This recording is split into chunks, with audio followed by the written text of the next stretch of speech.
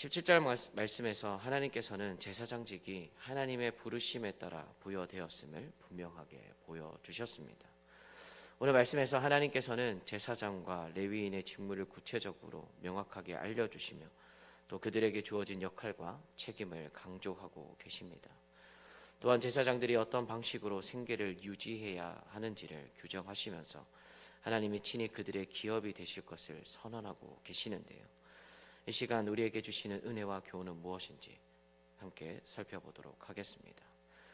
하나님께서는 아론과 그의 자손들에게 성소와 제단에 대한 책임을 맡기셨습니다. 이것은 이스라엘 백성들의 죄악을 담당하는 무거운 책임이었습니다. 제사장들은 성소 안에서 봉사하면서 백성들이 성소에 직접 나아가는 것을 막아야 했습니다. 제사장들 역시 지시를 올바르게 따르지 않으면 죽을 수도 있었습니다. 레위인은 성막의 외곽에서 봉사를 하면서 제사장을 보조하는 역할을 맡았습니다. 그들은 성소와 제단의 가장 거룩한 부분에는 접근할 수 없었습니다. 이처럼 하나님께서는 제사장과 레위인에게 각각의 역할을 주시고 이것을 철저하게 구별하셨습니다. 제사장의 책임은 백성들이 하나님께 나아갈 수 있도록 연결하며 이스라엘 공동체를 보호하는 역할을 포함합니다. 그들이 직무를 소홀히 하면 온 이스라엘이 심판을 받을 위험에 처하게 됩니다. 따라서 하나님께서 정하신 질서를 따라 제사장과 레위인은 충실히 역할을 수행해야 했습니다. 하나님의 일을 대할 때 철저하고 하나님을 경외하는 태도가 필요하다는 것을 여기서 알 수 있습니다. 우리 역시 하나님을 맡기신 역할과 사명을 분명히 인식해야 합니다. 또 교회의 지도자는 영적인 책임을 감당하며 성도들은 각자의 역할을 수행해야 합니다. 하나님께서 주신 사명을 가볍게 여기지 않고 충성스럽게 감당하는 것이 중요합니다. 각자가 맡은 자리에서 철저하고 또 하나님을 경외하는 자세로 최선을 다할 때 교회는 질서와 조화를 이루며 건강하게 성장합니다. 분명 우리에게도 각자에게 주어진 자리와 사명이 있습니다. 그것이 크든 작든 모든 역할은 하나님 앞에서는 거룩한 사명입니다. 우리가 하나님을 경외하는 마음으로 맡은 일을 충성스럽게 감당할 때 교회는 더 건강해질 것입니다. 이러한 사명을 잘 감당하는 우리 모두가 될 수 있기를 간절히 소원합니다. 하나님께서는 제사장들의 몫으로 이스라엘 백성들이 드리는 거제물과 성물을 주셨습니다. 이것은 생계를 위한 것이었으며 특별히 하나님께 드려진 것 중에서 가장 좋은 부분이 그들에게 허락이 되었습니다. 이 몫을 주신 이유는 그들이 정결을 지켜야 했기 때문입니다. 하나님께서는 백성들을 통해 제사장과 레위인의 필요를 채워주셨습니다. 하나님의 일을 감당할 때 하나님이 필요한 것을 공급해 주신다는 믿음으로 행해야 합니다. 그것은 하나님이 보시기에 아름답고 합당한 것입니다. 한편 하나님께서는 아론과 그의 자손들에게 가나안 땅에서 기업을 주지 않겠다고 선언을 하셨습니다.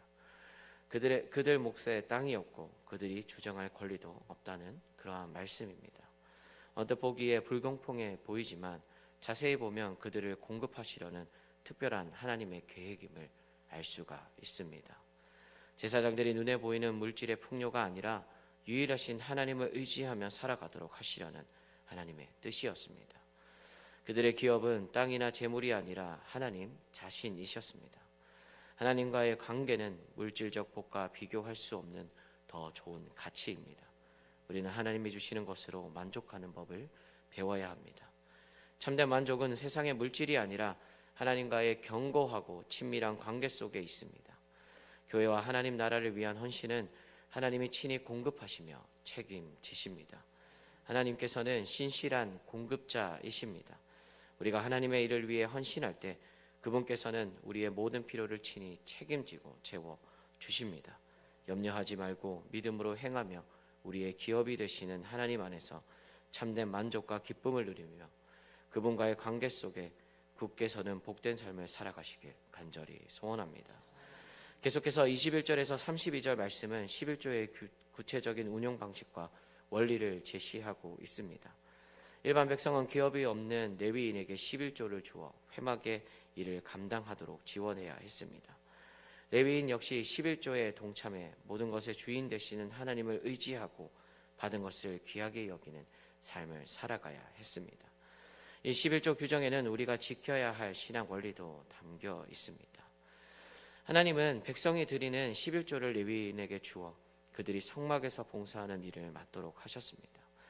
이스라엘 자손은 지파별로 기업을 받았지만 레위인은 별도의 기업을 받지 않고 하나님께서 주신 11조로 살아가도록 하셨습니다. 이것은 하나님께서 그들을 성막 봉사의 직무에 온전히 헌신하게 하시고 그 대가로 백성의 11조를 그들에게 공급하셨음을 보여주고 있습니다. 그 규정은 크게 두 가지 원리를 보여주고 있는데요. 첫 번째로는 주님의 일을 맡은 자들의 생계를 공동체가 지원하는 것이 마땅하다는 것이고, 둘째로는 주님의 일을 맡은 자들은 다른 것이 아닌 하나님만 의지해야 한다는 것입니다. 갈라디아서 6장 6절과 10절 말씀에 보면 바울은 가르침을 받는 자는 말씀을 가르치는 자와 모든 좋은 것을 함께하라.